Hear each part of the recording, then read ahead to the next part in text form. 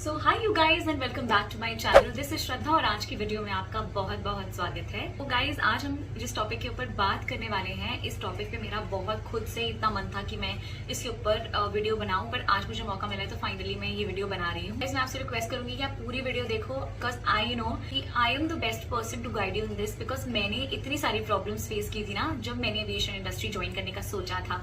और मैं एक्चुअली में फील कर सकती हूँ कि जो भी एविएशन इंडस्ट्री ज्वाइन करना चाहते हैं ना, वो लोग बहुत इस चीज के बारे में सोचते हैं कि हमारी बॉडी पे तो स्कार है, हमें तो टैटू है या मार्क है या कोई बर्थ मार्क है, तो हम एविएशन इंडस्ट्री ज्वाइन नहीं कर सकते। आप मेरे से ना बहुत ज्यादा कनेक्ट कर पाओगे और मैं आपसे बहुत ज्यादा कनेक्ट कर पाऊंगी इस चीज को लेके, इसलिए मैंने सोचा कि इस टॉपिक के ऊपर वीडियो बनाई जाए। तो मैं आपसे रिक्वेस्ट करूंगी आप इस वीडियो को पूरी देखना, इस वीडियो से बहुत हेल्प मिलने वाली है गाइज, ये गारंटी तो मैं आपको दे रही हूँ। Let's get started.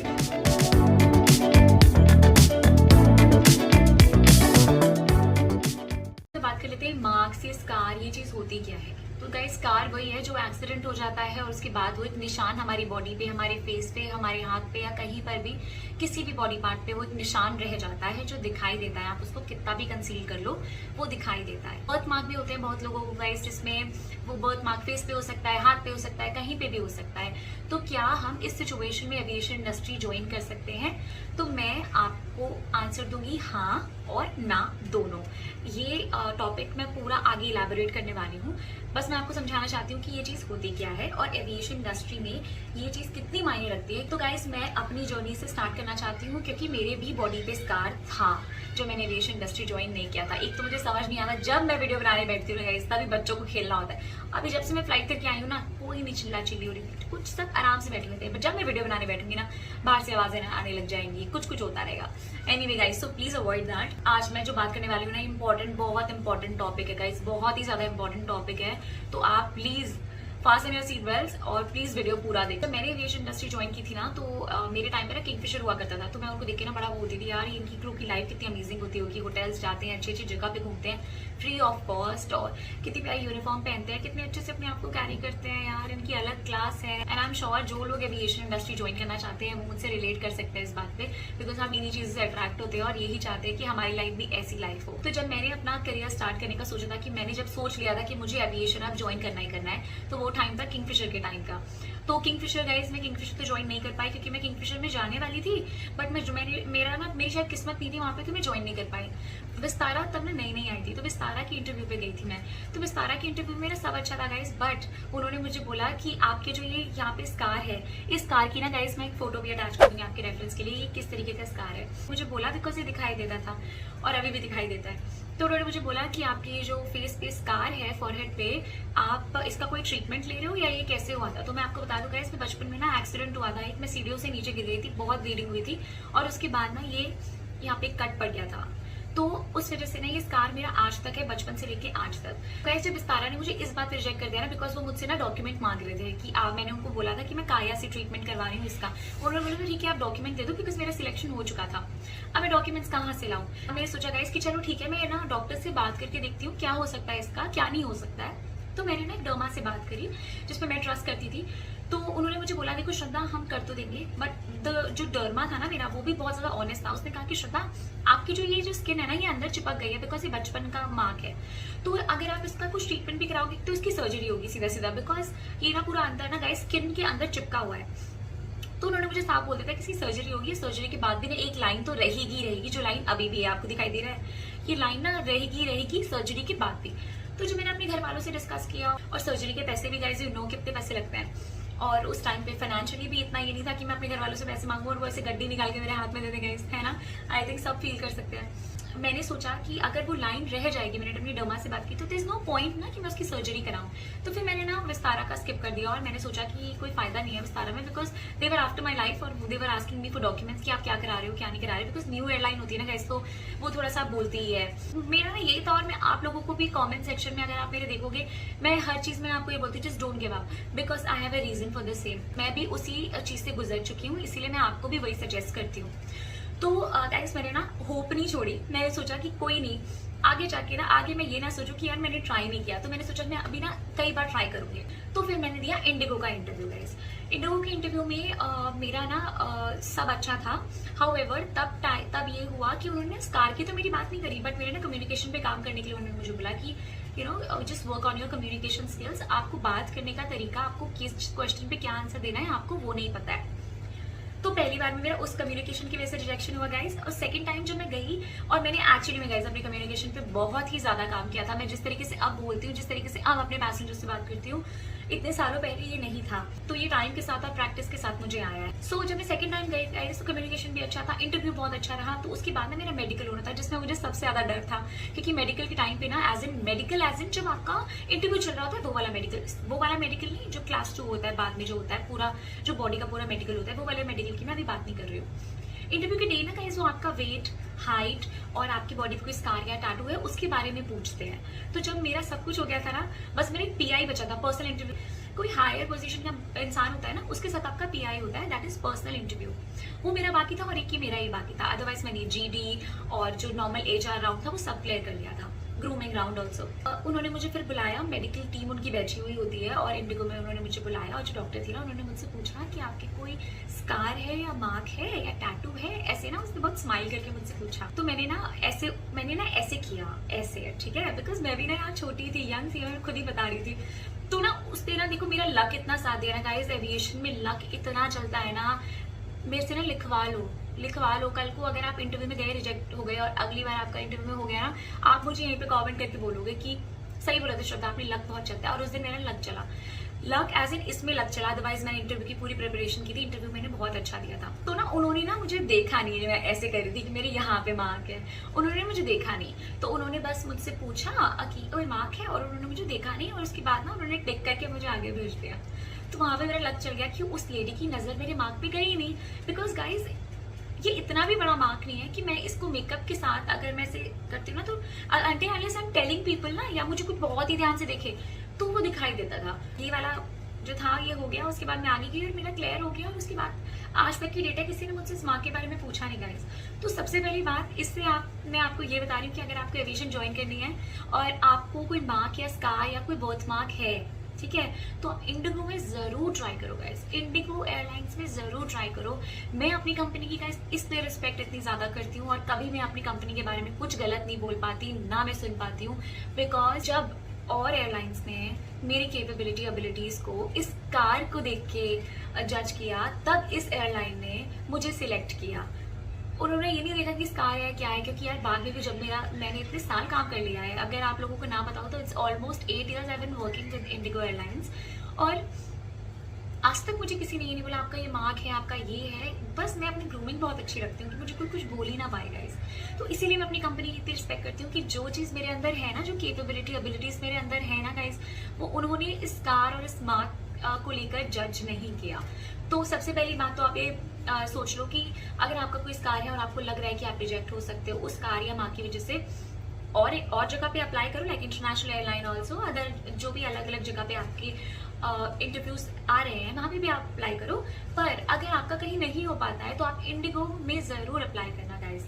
तो इसके साथ ना गाइस मैं आपको 2-3 सिचुएशन से बताना चाहती हूँ, जो सुनी सुनाई बातें नहीं है, जो मेरे क्रू के साथ हुआ है, जिनको मैं जानती हूँ। सबसे पहला तो मैं अपनी सिचुएशन बताती हूँ। तो गाइस जब ना मुझे काफी टाइम हो गया था फ्लाई करते हुए, और आई थिंक ऑलमोस्ट 2 साल हो गए थे मुझे, और उसके बाद मैं लीड बन गई थी। तो लीड बनने के बाद मैं चली गई लखनऊ बेस जाने के बाद गाइस मैं कुछ दिन के लिए दिल्ली आ रखी थी, और दिल्ली आने के बाद ना guys I met with an accident, ठीक है। एक्सीडेंट होने के बाद मेरा बाइक एक्सीडेंट हुआ था गाइस, और मैं रोड पे गिरी थी, और गिर के भी ना मैं वहीं पे नहीं रुकी, मैं आगे ऐसे रोड पे ना बाइक के साथ साथ आगे तक मैं मतलब साथ में ऐसे रगड़ती हुई गई, और मेरा हाथ पूरा ना, मेरे दोनों हाथों पे ना ये आ गया था। थैंक गॉड मेरा फेस बच गया था उस टाइम पे। तो गाइस आज तक भी आप देखो ये स्कार्स जो मेरे हाथ पे है ना, वो आज तक भी है, और उस टाइम पे ना ये बहुत ही ज्यादा मतलब ना ये पूरी स्किन ना जल गई थी इन शॉर्ट। तो जलने के बाद ना गाइस वो ऊपर से वो ऊपर की जो स्किन थी ना, गंदी स्किन, वो ऊपर ऐसे जम गई थी। तो मैंने अपने ऑफिस में इन्फॉर्म किया, और मैंने बोला कि ऐसे I met with an accident and they supported me so much guys.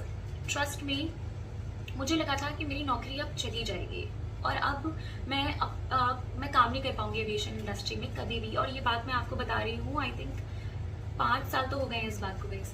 उसके बाद मैंने स्कार्स की और हर चीज़ की फ़ोटो अपनी इंडिगो में भेजी, और उसके बाद they did not say anything to me. बस वो थोड़े कंसर्न थे कि मेरा एक्सीडेंट हो गया और ये हो गया। उसके बाद मैंने क्या किया, अपने इसको हील करा, मिडोमा लगाया जितना हील हो पाया इतने सालों में। गाइस ये अभी भी देखो, यू कैन सी हियर, और ये जो मार्क है ये इतना हील हो पाया है। आप देख रहे हो, ये हाथ में दिखा देते, अगर मैं किसी को बताती हूँ तो ये हाथ में दिखाई देता है गाइस कार। तो उसके बाद भी ना गाइस, उन्होंने मुझे कंपनी से नहीं निकाला। उन्होंने मुझे बोला that's a very unfortunate thing which happened with you and it's fine, you can fly because you have been flying with us, so it's fine, बस try to conceal it. So मैं भी पूरा कोशिश करती हूँ, जब मैं मेकअप कर रही होती हूँ तो उसी टाइम पे मैं फाउंडेशन इस पे लगा लेती हूँ तो ये छुप जाता है। इसीलिए गाइस, अगर आप बाय एनी चांस हर जगह से, हर एयरलाइन से हार चुके हो और आपने बहुत इंटरव्यूज दे दिए, तो मेरे कहने पे आप प्लीज एक बार इंडिगो का इंटरव्यू जरूर देके आइएगा, बिकॉज वो इन ना छोटे छोटे स्कार्स, मार्क्स और टैटूज को, अगर टैटूज विजिबल नहीं है तो वो इन चीज़ों को ना इग्नोर कर देते हैं। अगर उनको दिखाई देता है कि आपकी कम्युनिकेशन स्किल्स अच्छी हैं, आप बहुत प्रोफेशनल हो, आपका एटीट्यूड बहुत अच्छा है, तो वो आपको सिलेक्ट कर लेंगे गाइस। उसके बाद गाइस सेकंड सिचुएशन पे आते हैं। सेकंड सिचुएशन में ये हुआ था गाइस, तो मैं एक क्रू के साथ फ्लाई कर चुकी थी, और उसके बाद ना वो सेकंड फ्लाइट पे काफ़ी महीनों बाद मेरी फ्लाइट पे आई, और मैं ना उनको पहचान नहीं पाई जो क्रू थी। तो और ना मैंने देखा कि उनके यहाँ पे ना इतना बड़ा स्कार, जिस तरीके से मैं बना रही हूँ ना, इतना बड़ा स्कार उनके चेहरे पे था। तो मैंने उन्होंने बोला कि Shraddha, I have flown with you, and I was like यार I do not remember, because मैं ना वो देख रही थी कि ऐसा मार्क था, ऐसा तो कुछ था नहीं। तो मैंने उनसे पूछा भी यार क्या हुआ, you met with an accident or something, क्योंकि मैं उसको पहचान नहीं पा रही थी। उसका एक्सीडेंट बहुत ही ज्यादा गंदा एक्सीडेंट हुआ था गाइस, सर्जरी हुई थी बहुत बड़ी। मैंने उससे पूछा you know just for my knowledge कि आपका एक्सीडेंट हुआ है, आपका इतना बड़ा स्कार है गाइस, यहाँ से लेके यहाँ से पूरा स्कार था उसकी स्किन पे, पूरे फेस पे। सो जो फेस ऐसी चीज है, मतलब इंसान को डिमोटिवेटेड फील होता है, और आपकी कंपनी ने आप मतलब वो ऐसा स्कार है बिना बताए भी आपको ऐसे दूर से भी दिख जाए, वो इतना बड़ा स्कार था गाइस। तो मैंने उनसे पूछा जस्ट आउट ऑफ क्यूरोसिटी, मैंने कहा if you don't mind can I ask you कि आप फ्लाई कैसे कर रहे हो, बिकॉज इन्होंने आपको कुछ बोला नहीं कि। तो उन्होंने भी मुझे यही बोला कि मुझे भी कंपनी ने यही बोला कि जो आपका एक्सीडेंट हुआ है उसमें हम कुछ कर नहीं सकते ना, आप कुछ कर सकते हो, तो आप इसको हील कर लो, मिडर्मा लगाओ, जो भी आप कर सकते हो उसको ठीक करो, और उसके बाद आप कंटिन्यू करो फ्लाई करना। तो आई वॉज लाइक कि यार that's because I was happy for her, because for us ना we once we start flying ना guys, we do not feel like leaving flying. हम एविएशन इंडस्ट्री को छोड़ ही नहीं पाते हैं, बिकॉज आप एक बार फ्लाई करना शुरू कर देते हो ना, चाहे आप उसके बारे में कितना भी क्रिप कर लो, चाहे आपने किसी से भी सुना हो, बट जो लोग भी क्रिप भी कर रहे होते हैं ना गाइस, वो कभी छोड़ते नहीं है। बहुत ही कम लोग होते हैं जो छोड़ते हैं, या तो वो दूसरी एयरलाइन ज्वाइन कर लेते हैं, या फिर उनकी कोई पर्सनल इशू होते हैं तब छोड़ते हैं, अदरवाइज किसी को मन नहीं है कि एविएशन इंडस्ट्री को छोड़ दे।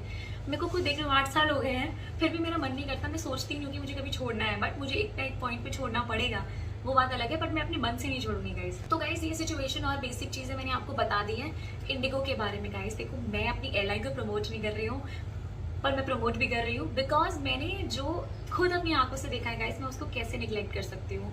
तो इसीलिए that's why I respect my airline और लॉर्ड, और मैं चाहती हूँ कि यहाँ पे आके आप लोग काम करो, बिल्कुल काम करो। नेक्स्ट चीज गाइस जो मैं आपको बताना चाहती हूँ कि अगर आपके देखो टैटूज हैं, तो सिर्फ इंडिया की बात करते हैं, ठीक है। अगर आपको किसी इंडिया की एयरलाइन में ज्वाइन करना है, ठीक है, टैटूज अगर आपके विजिबल एरिया पे नहीं है देन इट्स फाइन, ठीक है। और बताना भी मत, अगर कहीं अंदर है, ऐसी जगह पे है, यहाँ पे है, और उनकी यूनिफॉर्म ऐसी नहीं है जो यहाँ पे विजिबल हो, तो do not tell them, okay. बताने की कोई जरूरत नहीं है कि मेरे यहाँ पे टैटू है, जितना छुपा के रखोगे उतना अच्छा है। पर अगर विजिबल एरिया पे टैटूज हैं गाइस, तो देखो मैं झूठ नहीं बोलूंगी, but it is little tough for you guys, because tattoos तो बिल्कुल अलाउड ही नहीं है गाइस विजिबल एरियाज पे, टैटूज बहुत मुश्किल है।